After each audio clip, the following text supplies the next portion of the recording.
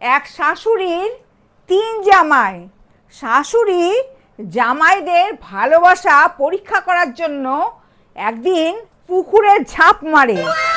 প্রথম জামাই সঙ্গে সঙ্গে পুকুরে ঝাঁপ মারে, দিয়ে শাশুড়িকে পুকুর থেকে তোলে এবং বাঁচায়। তাতে শাশুড়ি খুশি হয়ে একটা মারুতি গাড়ি দেয়। দ্বিতীয় দিন শাশুড়ি আবার পুকুরে ঝাঁপ মারে। দ্বিতীয় জামাই পুকুরে ঝাঁপ মেরে শাশুড়িকে পুকুর থেকে তুলে আবার বাঁচায়। শাশুড়ি খুশি হয়ে তাকে একটা বুলেট দেয়।